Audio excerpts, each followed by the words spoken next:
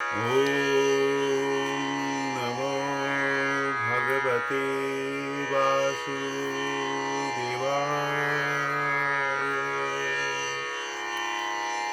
ॐ नमो भगवते वासुदेवाय।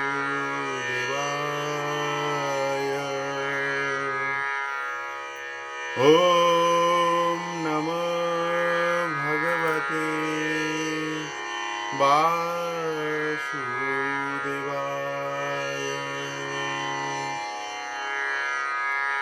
উপদেশামৃত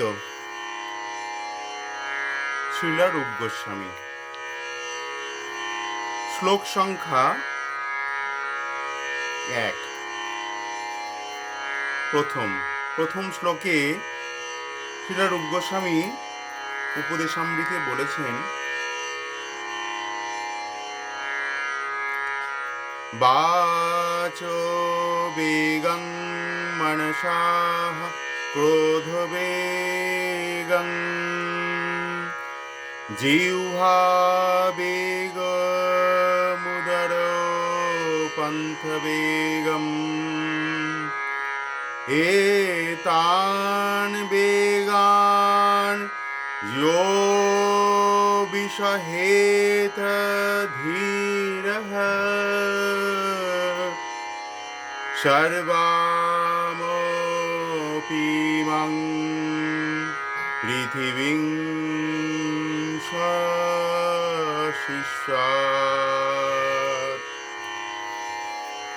वाचवेगं मनसः क्रोधवेगं जिह्वा वेग मुदरपन्थ वेगं एतान् वेगान् यो विषहेत धीरः सर्वामपीमां पृथिवीं शासिष्यात्।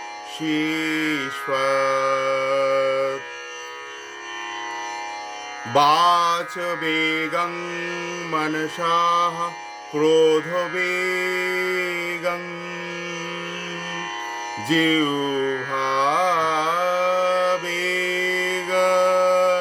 मुदरपन्थ वेगम् एतान् वेगान् यो विषहेत धीरः सर्वामपीमां पृथिवीं शासिष्यात्। অর্থাৎ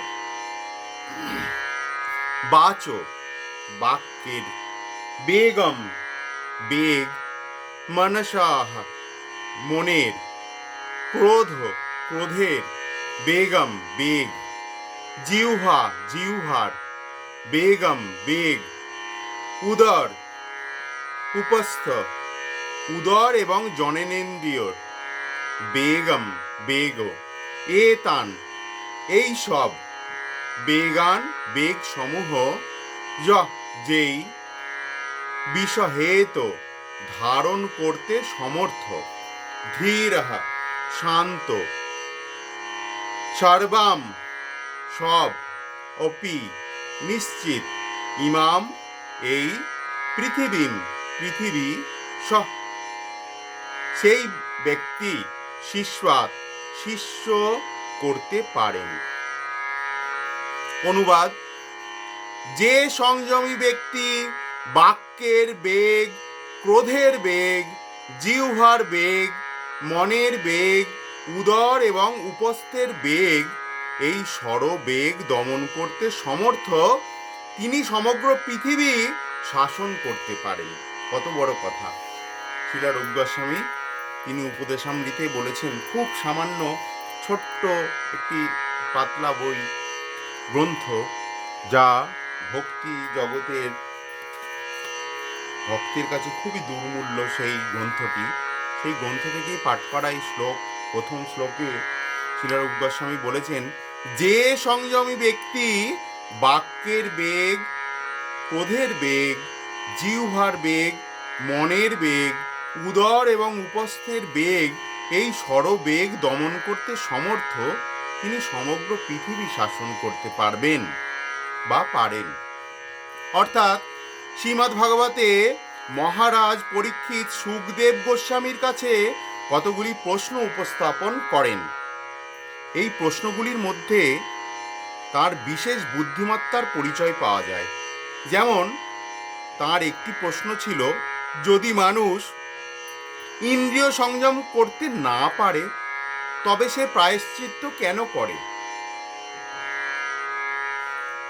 চোর ভালোভাবেই জানে চুরি করার সময় সে ধরা পড়তে পারে, এমনকি অন্য চোরদের ধরা পড়ে শাস্তি পেতে দেখেও সে চুরি করে।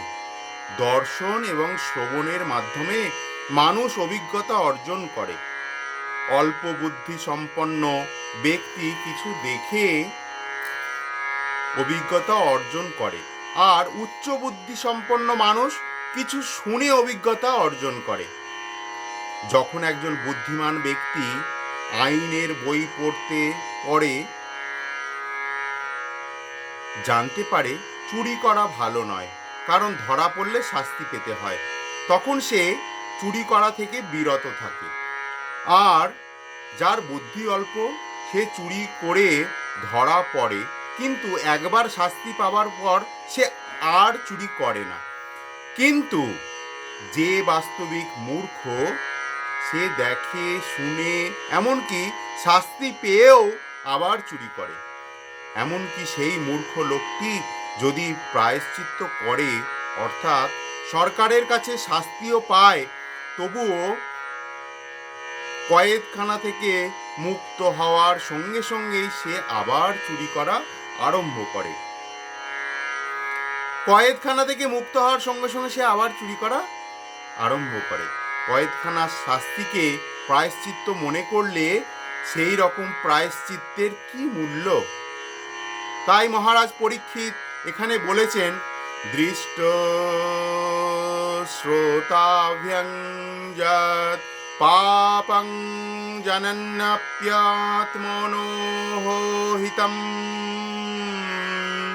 করোতি ভূয় বিবশঃ প্রায়শ্চিত্তমথো কথম কচ্চিন্নিবর্ততে হো ভদ্রং কচ্চিচ্চরিত তৎপুনঃ প্রায়শ্চিত্তমথো পার্থং মনো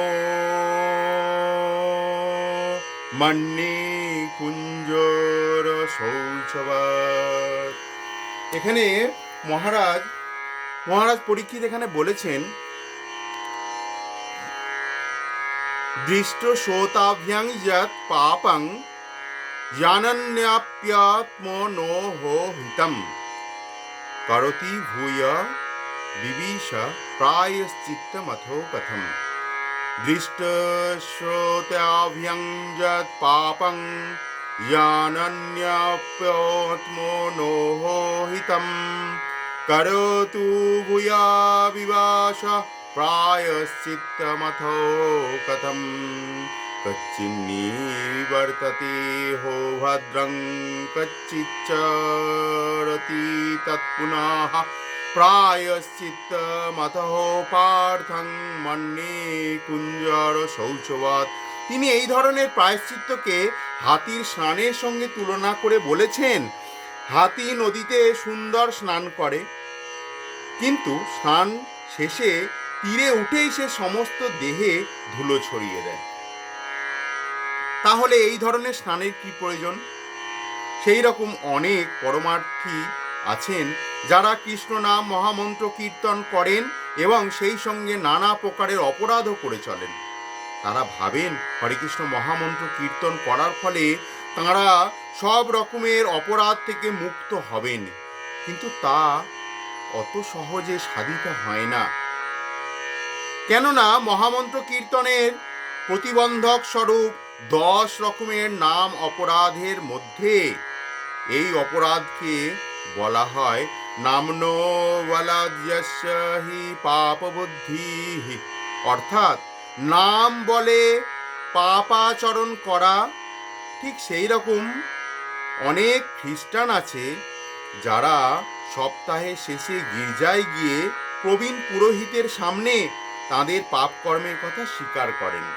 তারা মনে করেন এইভাবে তারা পাপ মুক্ত হতে পারেন, এবং যখনই শনিবার শেষে রবিবার আসে তখন সে পুনরায় পাপ কার্য শুরু করেন এবং মনে করেন যে সপ্তাহের শেষে শনিবার দিন গির্জায় গিয়ে প্রায়শ্চিত্ত করলেই সমস্ত পাপকর্ম মোচন হয়ে যাবে।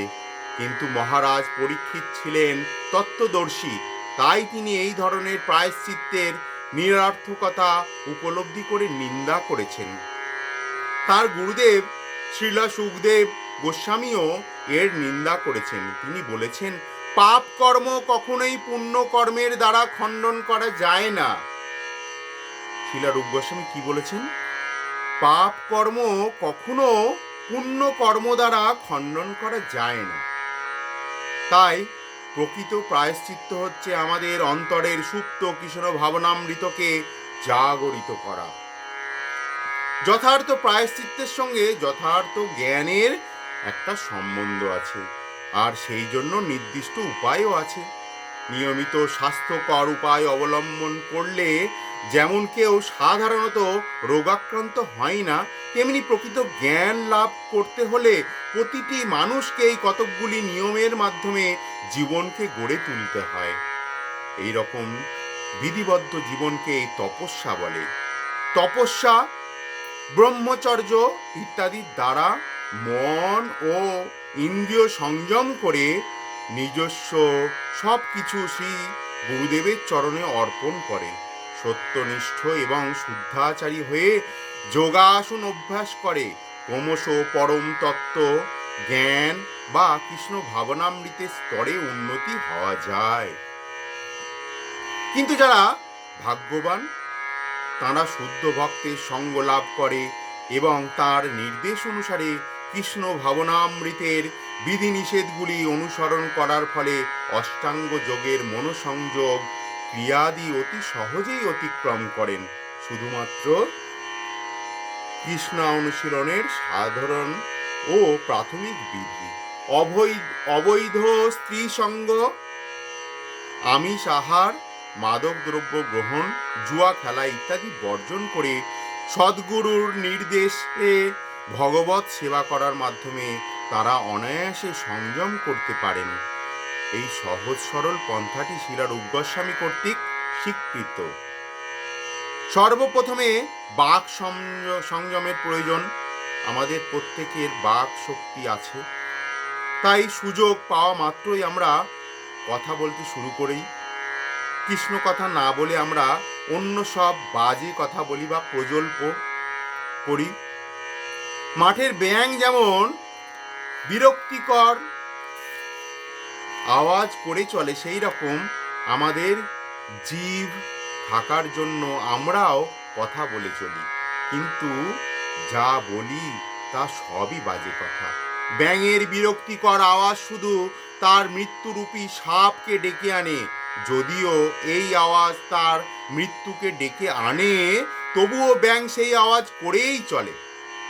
বিষয়ী এবং নির্বিশেষবাদী মায়াবাদী দার্শনিকদের এই রকম ব্যাঙের সঙ্গে তুলনা করা চলে। তারা সবসময় অযথা কথা বলে এবং এইভাবে তাদের মৃত্যুকে ডেকে আনে। তবে বাক সংযম অর্থে শতক প্রণোদিত মৌন অবলম্বন নয়, যা মায়াবাদী দার্শনিকরা করে থাকেন। মৌনতা কিছু কালের জন্য সহায়ক হয় বটে, কিন্তু শেষ পর্যন্ত তা কাজে লাগে না। বাক সংযম করতে পারি ভগবত ভক্ত কৃষ্ণ কথার প্রচারক কখনো মৃত্যুর কবলে আবদ্ধ হয় না। বাক সংযমের গুরুত্ব এইখানেই। শ্রীকৃষ্ণের পাদ পদ্মে মন অর্পণ করতে পারলেই মনোবেগ বা চঞ্চল মনকে নিয়ন্ত্রণ করা যায়। সেই প্রসঙ্গে শ্রী চৈতন্য চরিতামৃতে বলা হয়েছে, কৃষ্ণ সূর্য সম মায়া অন্ধকার, যাহা কৃষ্ণ তাহা নাহি মায়ার অধিকার। চৈতন্য চরিতামৃতে বলা হয়েছে, আমরা খুব সুন্দর দেখলাম, কৃষ্ণ সূর্য সম, আলোর স্বরূপ। কৃষ্ণ সূর্য সম মায়া অন্ধকার, যাহা কৃষ্ণ তাহা নাহি মায়ার অধিকার। শ্রীকৃষ্ণ হচ্ছেন সূর্যের মতো, আর মায়া হচ্ছে অন্ধকারের মতো। যেখানে সূর্য আলো আছে সেখানে অন্ধকার থাকে না। সেই রকম কৃষ্ণ ভাবনায় মন তন্ময় হলে মায়া দ্বারা আর তা প্রভাবিত হতে পারে না। যোগমার্গের নেতি নেতি উপায়ে এই কাজ হবে না। মনকে ভাবশূন্য করা একটা কৃত্রিম পন্থা, মন ভাবহীন থাকতে পারে না। তবে কৃষ্ণ চিন্তা করে, কৃষ্ণ সেবার কথা চিন্তা করে মনকে সংযত করা যায়। অতএব আমরা আমাদের মন কখনোই শূন্য বা ফাঁকা না, আমরা চিন্তা ছাড়া কখনোই থাকি না। কোনো না কোনো একটা চিন্তা, কখনো না কখনো একটা চিন্তা, কিছু না নিয়ে আমরা ভাবতেই থাকি। মন আমাদের ফাঁকা যায় না কখনো। সেই জন্য এখানে বলা হয়েছে কত সুন্দর, মন ভাবহীন থাকে না বা ভাবনাহীন মন থাকে না, ভাবনা শূন্য হয়ে যায় না মনে। কখনো না কখনো আমরা মনকে নিয়ে বিচলিত হই, কখনো ভাবতেই থাকি। কোনো একটি ভালো বস্তু নিয়েও ভাবতে পারি, খারাপ বস্তু নিয়েও ভাবতেই থাকি। তবে কৃষ্ণ চিন্তা করে, কৃষ্ণ সেবার কথা চিন্তা করে মনকে সংযত করা যায়। যতটা পারা যায় টেনে নিয়ে এসে মনকে বশীভূত করতে হবে। ঠিক সেইভাবে ক্রোধকে আবার একেবারে জয় করতে পারি না। আমরা ক্রোধকে একেবারে জয় করতে পারি না, চেষ্টা করতে হয়। কিন্তু ভগবত বিদ্বেষীদের প্রতি আমরা ক্রোধ প্রকাশ করতে পারি।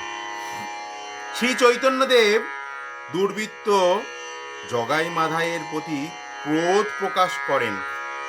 যখন জগাই মাধাই মদমত্ত হয়ে নিতাই দাদার মাথা ফাটিয়ে দিয়েছিলেন, তখন প্রভু শ্রী চৈতন্য মহাপ্রভু সুদর্শনকে আহ্বান করে দিয়েছিলেন।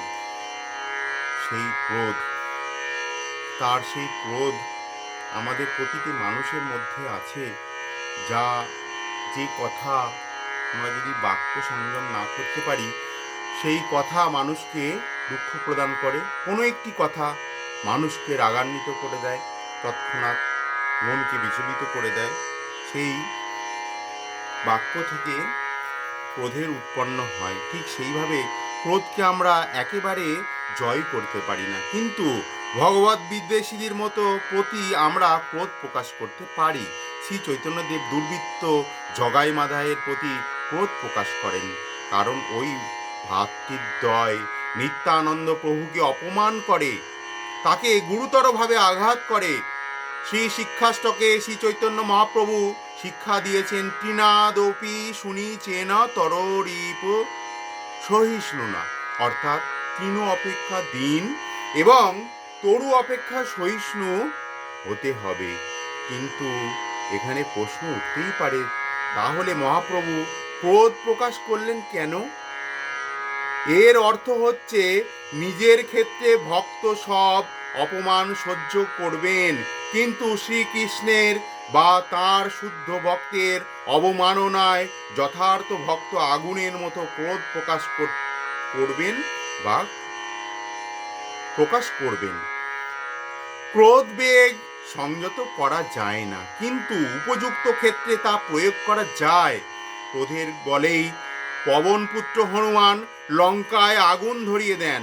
এইভাবে তিনি আজও ভগবান শ্রী রামচন্দ্রের সর্বশ্রেষ্ঠ ভক্ত হিসাবে জগৎ পূজ্য। এইভাবে হনুমান তার ক্রোধের যথাযোগ্য ব্যবহার করেন। অর্জুনও তাই করেছিলেন। তিনি স্বেচ্ছায় যুদ্ধ করেননি, কিন্তু ভগবান শ্রীকৃষ্ণ অর্জুনের ক্রোধাগ্নি জ্বালিয়েছিলেন। তিনি বলেছিলেন, যুদ্ধ তোমার করতেই হবে, ক্রোধ ছাড়া যুদ্ধ করা সম্ভব নয়।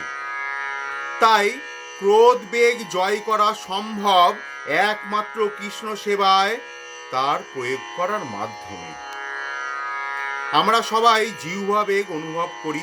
জিহ্বা সবসময় মুখরোচক খাবার খাওয়ার জন্য উৎসুক। সাধারণত জিহ্বার আসক্তি অনুযায়ী আমাদের খাবার খাওয়া উচিত নয়, বরং জিহ্বা দিয়ে প্রসাদ খেয়ে বা প্রসাদ পেয়ে জিহ্বা বেগ সংযত করা উচিত। একমাত্র বা শুধুমাত্র কৃষ্ণ প্রসাদ গ্রহণ করাই ভক্তের একমাত্র কর্তব্য। নিয়মিত সময়ে প্রসাদ গ্রহণ করা উচিত। জিহ্বা বা উদরের তাড়নায় দোকানে তৈরি কোনো খাবার বা মিষ্টি খাওয়া উচিত নয়।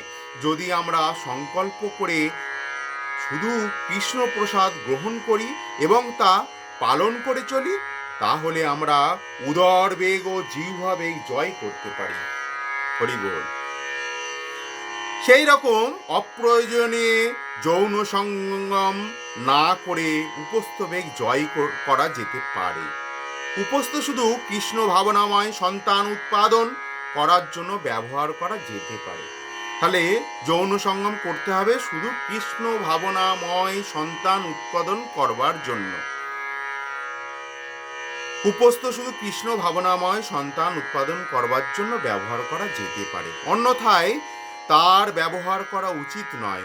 কৃষ্ণ ভাবনামৃত সঙ্গে বিবাহের ব্যবস্থা আছে, তবে তা ইন্দ্রিয় তর্পণের জন্য নয়, কৃষ্ণ ভক্ত সৃষ্টি করবার জন্য।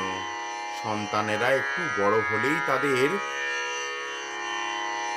ডালাস, টেক্সাস গুরুকুলে পাঠানো হয়। সেখানে শিক্ষা দিয়ে তাদের সম্পূর্ণভাবে কৃষ্ণ ভাবনাময় করে তোলা হয়। যেহেতু জগতে অনেক কৃষ্ণ ভক্তের প্রয়োজন, তাই যারা সন্তানদের কৃষ্ণ ভক্ত করে তুলতে পারে তাদের বিবাহ করা উচিত। কৃষ্ণ ভাবনাময় সংযম অনুশীলনে সম্পূর্ণভাবে দক্ষ হলে তবেই মানুষ প্রকৃত সদ্গুরু হতে পারে। শিলা ভক্তি সিদ্ধান্ত সরস্বতী ঠাকুর উপদেশামৃত গ্রন্থের অনুবৃত্তি ব্যাখ্যা করতে গিয়ে লিখেছেন, দেহাত্ম বুদ্ধির জন্য আমাদের মধ্যে 3 প্রকার বেগের উদ্ভব হয়। তা হচ্ছে বাক্যের বেগ, মনের বেগ এবং দৈহিক বেগ। এই 3 বেগ জীবাত্মার জীবন অপবিত্র করে তোলে। আর এই সব বেগ সংযমকারীকে তপস্বী বলা হয়। এইভাবে তপস্যা বলে ভগবানের বহিরাঙ্গ শক্তি মায়ার কবল হতে মুক্তি লাভ করা যায়। কৃষ্ণবিহীন বাজে কথা বলার যে আগ্রহ, তাকেই বলা হয় বাক্যের বেগ, যা নির্বিশেষবাদী মায়াবাদী দার্শনিকগণ বা উচ্ছৃঙ্খল জীবনযাপনের তথা কর্মকাণ্ডের রত জড়জাগতিক মানুষেরা করে থাকে। বাক্যবেগ বলতে কৃষ্ণবিহীন কথা, জ্ঞানী নির্বিশেষবাদীদের কথা বা কর্মীদের কথা বোঝায়। ইন্দ্রিয় তর্পণ করায় যাদের জীবনের একমাত্র লক্ষ্য, জড় বিষয় নিয়ে আলোচনা বা সাহিত্য রচনাও বাক্যবেগের অন্তর্গত। কত লোক কত বই লিখেছেন, লিখে লিখে বই এর পাহাড় করেছেন, অথচ এই সবই অর্থহীন, কারণ তাতে ভগবানের কথা লেখা নাই, শ্রীকৃষ্ণের কথা লেখা নাই। এই সব বাচবেগের লক্ষণ। এই সমস্যার সমাধান হচ্ছে কৃষ্ণ কথা, তথা এই প্রসঙ্গে শ্রীমদ্ ভগবতে বলা হয়েছে, না চিত্রপদং হরে স্পর্শ জগৎ পবিত্রম প্রগীতং করহি চিত তদ্দায়সং তীর্থো মুসন্তি মানসা ন যত্র হংসা নিরম্মন্ত শিক্ষয়া। শ্রী ভগবানের গুণকীর্তন জগৎকে পবিত্র করতে পারে। শ্রী ভগবানের গুণকীর্তনই জগৎকে পবিত্র করতে পারে। যেখানে সেই ভগবত কীর্তন নাই, সেই স্থান সাধু কৃষ্ণ ভক্তের জন্য নয়, তা শুধুই কাকের তীর্থস্বরূপ। তদ্বাগ্ বিসর্গ जनताघ विप्लव जस्मिन् प्रतिश्लोकमवध्यावत्यपि नामान्यनन्ते अश्व जशहङ्कीतानि यत् शृण्वन्ति गायन्ति गृह्णन्ति সাধবঃ। প্রক্ষান্তরে পরমেশ্বর ভগবানের অপ্রাকৃত নাম, যশ, রূপ, লীলা সমন্বিত গ্রন্থাদি দিব্য এবং উচ্ছৃঙ্খল মানব সমাজে বিপ্লব নিয়ে আসে। এই সমস্ত দিব্য সাহিত্য অসম্পূর্ণভাবে রচিত হলেও শুদ্ধ সাধু সজ্জনেরা তা শ্রবণ, কীর্তন ও গ্রহণ করে থাকেন। উপরের শ্লোকটি পড়ে আমরা এই সিদ্ধান্তে আসতে পারি যে ভগবত ভক্তি ও ভগবত কথা বলার মাধ্যমে আমরা বাজে গ্রাম্য কথা বলা বন্ধ করতে পারি। আমাদের প্রতিটি কথা কৃষ্ণ ভক্তি লাভের জন্য ব্যবহৃত হওয়া উচিত। আমাদের চঞ্চল মনের উত্তেজনাকে দুটি ভাগে বিভক্ত করা যায়। তার একটি বলা হয় অবিরোধ প্রীতি আর অন্যটিকে বলা হয় বিরোধযুক্ত ক্রোধ। মায়াবাদ দর্শনের প্রতি অনুরাগ, কর্মবাদীদের সকাম কর্মে বিশ্বাস, জাগতিক কামনা বাসনা ভিত্তিক পরিকল্পনা, এগুলিকে বলা হয় অবিরোধ প্রীতি। জ্ঞানী, কর্মী ও জড়বাদী বিষয়ী ব্যক্তির নানা রকম পরিকল্পনা করে সাধারণ মানুষকে নানা রকম প্রতিশ্রুতি দেয়, কিন্তু তাদের পরিকল্পনাগুলি যখন ব্যর্থ হয় এবং তারা তাদের প্রতিশ্রুতি রক্ষা করতে পারে না, তখন তারা ক্রুদ্ধ হয়। জড়জাগতিক আকাঙ্ক্ষায় বিপর্যস্ত হলে ক্রোধ সৃষ্টি হয়। এই রকম দেহ বেগকে তিন ভাগে ভাগ করা যায়: জিহ্বা বেগ, উদর বেগ ও উপস্থ বেগ। লক্ষ্য করা বিষয় এই যে এই তিনটি ইন্দ্রিয় দেহে এক সরল রেখায় অবস্থিত, আর দৈহিক বেগ বা দৈহিক তাড়নায় শুরু হচ্ছে এই জিহ্বা থেকে। তাই যদি জিহ্বার কাজ শুধুমাত্র কৃষ্ণ প্রসাদ সেবনের মাধ্যমে সীমাবদ্ধ করা হয়, তাহলে এইভাবে জিহ্বা বেগ সংযত করার ফলে স্বাভাবিকভাবেই উদর ও উপস্থ বেগ জয় করা যায়। এই সম্বন্ধে শ্রীলা ভক্তিবিনোদ ঠাকুর বলেছেন, শরীর অবিদ্যাজাল জড়েন্দ্রিয় তথা তাহে কাল। শরীর অবিদ্যাজাল জড়েন্দ্রিয় তাহে কাল, জীবে ফেলে বিষয় সাগরে, তার মধ্যে জিহ্বা অতি লোভময় সুদূরমতি, তাকে জেতা কঠিন সংসারে। কৃষ্ণ বড় দয়াময়, করিবারে জিহ্বা জয়, সপ্রসাদ অন্ন দিলা ভাই, সেই অন্নামৃত পাও, রাধা কৃষ্ণ গুণ গাও, প্রেমে ডাকো চৈতন্য নিতাই।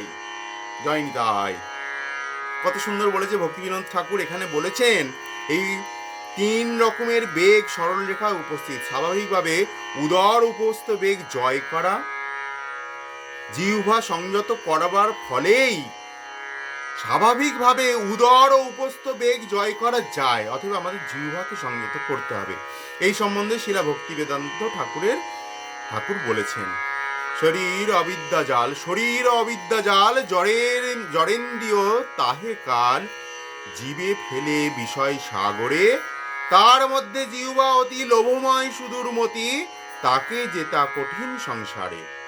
কৃষ্ণ বড় দয়াময়, পরিবারে জিহ্বা জয়, সপ্রসাদ অন্ন দিলাত ভাই, সেই অন্নামৃত পাও, রাধা কৃষ্ণ গুণ গাও, প্রেমে ডাকো চৈতন্য নিতাই।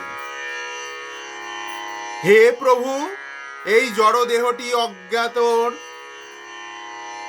অজ্ঞানতার একটি পিণ্ড এবং ইন্দ্রিয়গুলি হলো মৃত্যুর দিকে এগিয়ে নিয়ে যাওয়া একটি জালিকা পথ।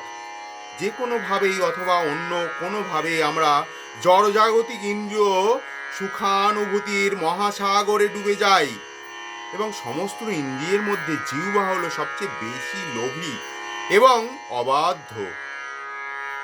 এই বিশ্বের জিহ্বাকে বশীভূত করা খুব কঠিন, কিন্তু আপনি প্রিয় ভগবান শ্রীকৃষ্ণ আমাদের জন্য খুবই দয়ালু।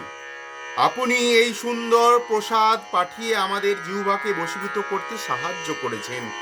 অতএব আমাদের প্রসাদটি গ্রহণ করতে দিন আমাদের পূর্ণ পরিতৃপ্তির জন্য। এইভাবে শ্রী শ্রী রাধা কৃষ্ণের উপাসনা করতে এবং তাদের ভালোবাসার জন্য প্রভু শ্রী চৈতন্য এবং প্রভু শ্রী নিত্যানন্দের শরণাপন্ন হন।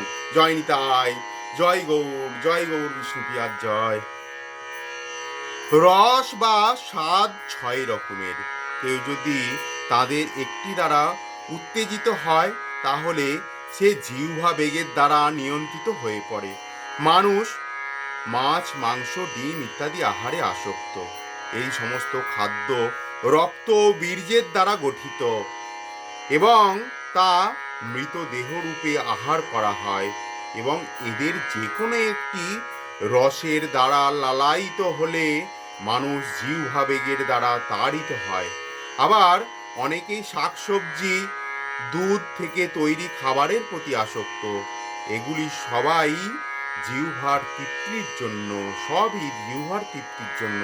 কিন্তু যারা কৃষ্ণ ভক্তি লাভ করতে চান তাদের এইভাবে ইন্দ্রিয় তৃপ্তির জন্য খাবারে অতিরিক্ত মশলা, লঙ্কা বা তেঁতুল খাওয়া ত্যাগ করতে হবে। পান, সুপারি, হরিতকি, চা, কফি, তামাক, মদ, আফিং, গাঁজা ইত্যাদি আসক্তি এবং এর দ্বারা নেশা করার মাধ্যমে অবৈধভাবে ইন্দ্রিয়ের তৃপ্তি সাধন করা হয়। তাই ভগবত ভক্তি লাভ করতে হলে এই সমস্ত নেশা ত্যাগ করতে হয়।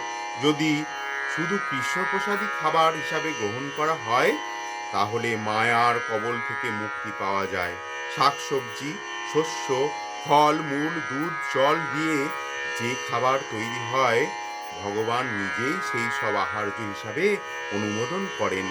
শুধু সুস্বাদুতার জন্য কেউ যদি অতিরিক্ত প্রসাদ খায় তবে তাও ইন্দ্রিয় তর্পণ বলে বিবেচিত হয়। তাই শ্রী চৈতন্য মহাপ্রভু অত্যন্ত মুখরোচক প্রসাদ গ্রহণেও বিরত হতে বলেছেন। আবার ভগবানকে নিবেদন করার অছিলায় নিজ ইন্দ্রিয় রসনা তৃপ্তির জন্য যদি অতি সুস্বাদু ভোগান্ন তৈরি করা হয় তবে তাও জিহ্বাবেগ তাড়নার কারণ বলে গণ্য হয়। ধনী গৃহে ভালো ভালো খাওয়ার জন্য নিমন্ত্রণ গ্রহণ করাও জিহ্বার তৃপ্তি বলে বিবেচিত হয়। কোনো ধনীর গৃহে ভালো ভালো ভোগ রান্না হবে সেটাও জিহ্বার তৃপ্তির জন্য বলে বিবেচিত হয়। এই প্রসঙ্গে শ্রী চৈতন্য চরিতামৃতে লেখা আছে, জিহ্বার লালসে যেই ইতি ধায়, জিহ্বার লালসে যেই ইতি ধায়, কৃষ্ণদর পরায়ণ কৃষ্ণ নাহি পায়। কত সুন্দর বলেছে। জিহ্বার লালসে এদিক ওদিক যারা ধেয়ে বেড়ায়, কৃষ্ণদর পরায়ণ কৃষ্ণ নাহি পায়, তাদের কৃষ্ণ পাওয়ার হবে না। অর্থাৎ জিহ্বার তৃপ্তি সাধনের জন্য যে সর্বদা তৎপর এবং উদরবেগ ও যৌন তাড়নায় যে সব সময় চঞ্চল তার পক্ষে কৃষ্ণ প্রাপ্তি সম্ভব নয়। আবেগী বলা হয়েছে যে কৃষ্ণ ভাবনায় সম্ভব নয়। আগেই বলা হয়েছে যে জিহ্বা, উদর ও উপস্থ একই সরল রেখায় অবস্থিত এবং একই শ্রেণীভুক্ত। শ্রী চৈতন্য মহাপ্রভু বলেছেন, ভালো না খাইবে আর ভালো না পড়িবে। চৈতন্য চরিতামৃত অন্ত 6, 236 নম্বর শ্লোকে বলা হয়েছে। তাহলে মহাপ্রভু কি বলেছেন? মহাপ্রভু নিজে বলেছেন, ভালো না খাইবে ভালো না পড়িবে, রোজ শাকান্ন খাইবে। অতএব আমাদের শাক আর অন্ন রোজ খাইতে বলি। শাকান্ন প্রভু খুব ভালোবাসিতেন। চৈতন্য মহাপ্রভু বারবার বলেছেন, এটা কৃষ্ণ ভক্তের বারবার মনে রাখা উচিত, ভালো না খাইবে ভালো না পড়িবে।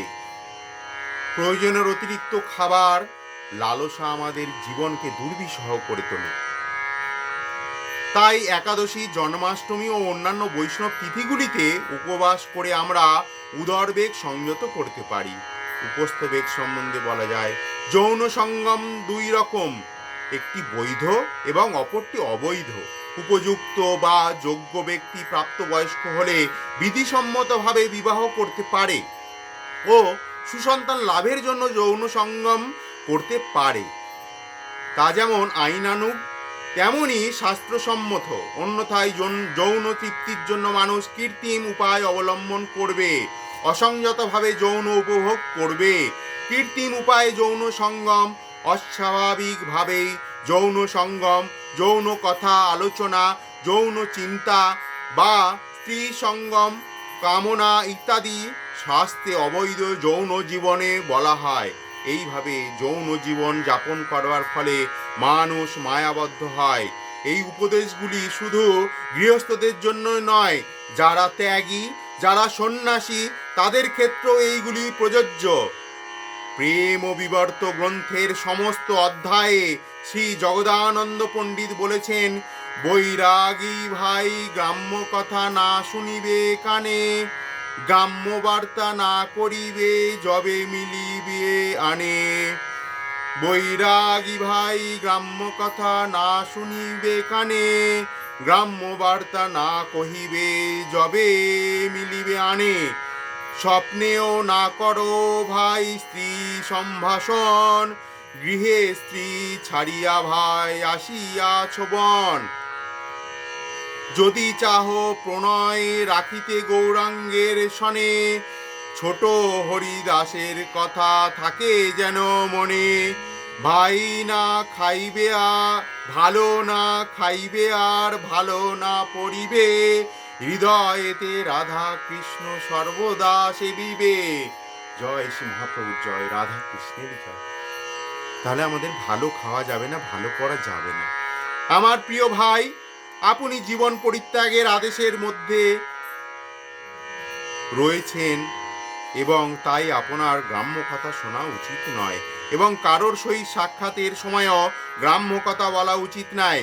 এমনকি স্বপ্নেও নারী সম্ভাষণের কথা ভাবেন না। আপনি জীবন পরিত্যাগের আদেশ গ্রহণ করছেন একটি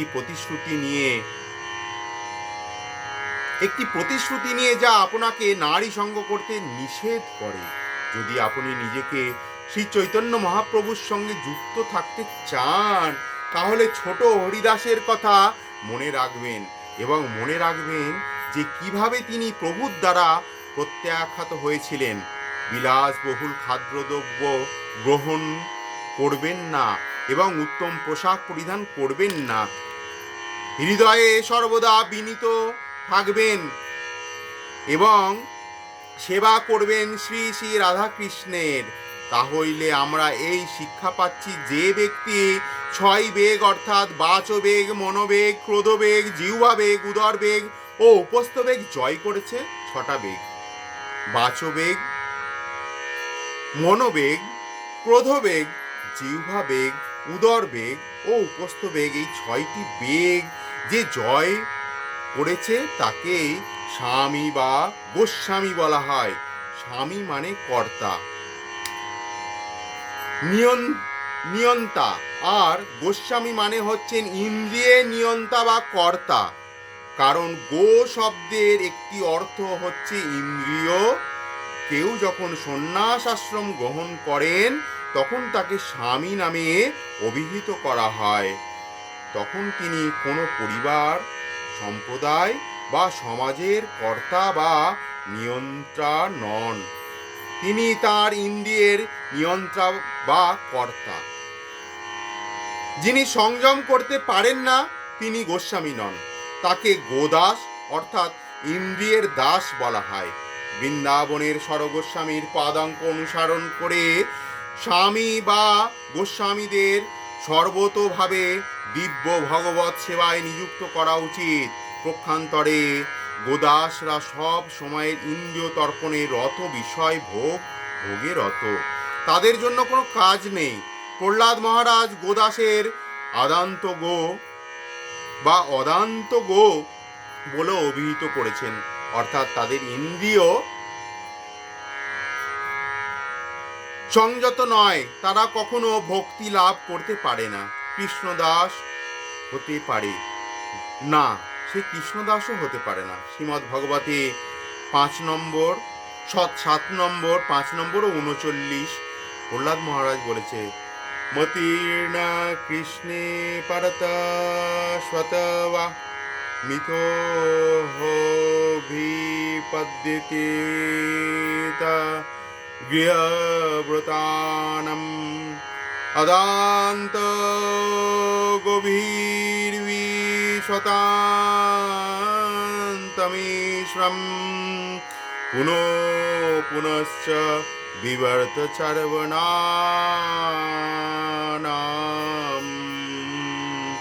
ইন্দ্রিয় তর্পণী যাদের জীবনের লক্ষ্য, ব্যক্তিগত প্রচেষ্টা বা অন্যের সাহায্য বা সম্মিলিত সহায়তা কোনোভাবেই তাদের পক্ষে কৃষ্ণ ভাবনাময় হওয়া সম্ভব নয়।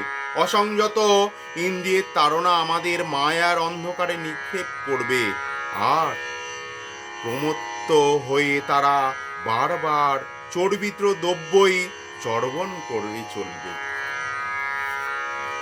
জয় শিলারূপ গোস্বামী। হরে কৃষ্ণ।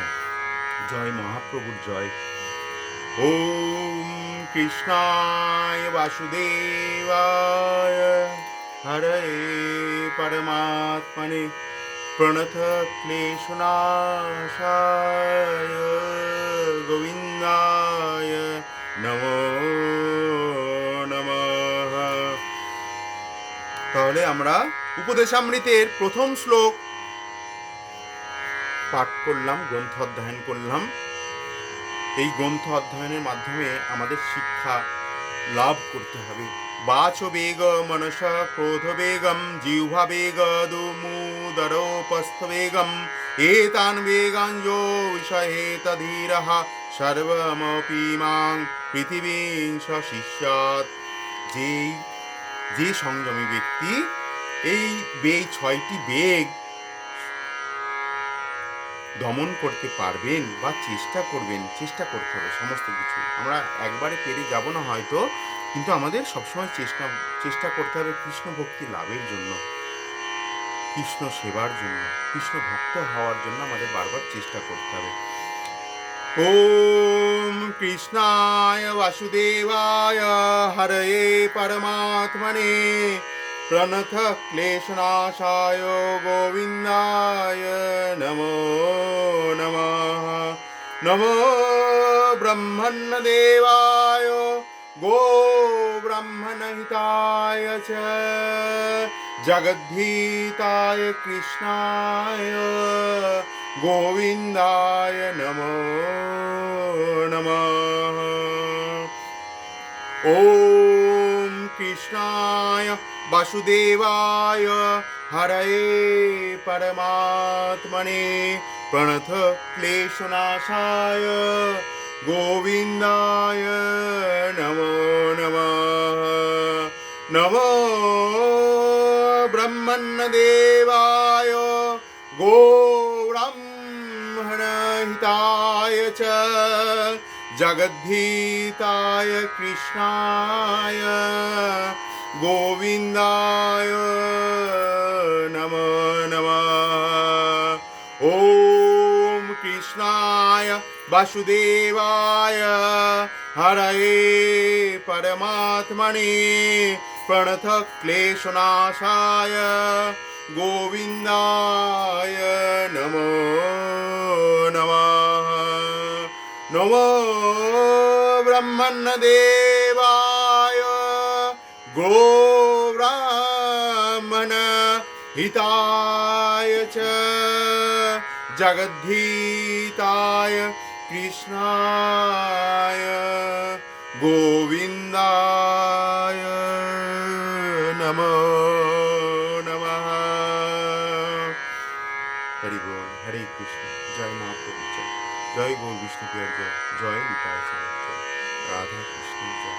জয় মহাপ্রভু জয়। হরে কৃষ্ণ কৃষ্ণ কৃষ্ণ হরে হরে, হরে রাম রাম রাম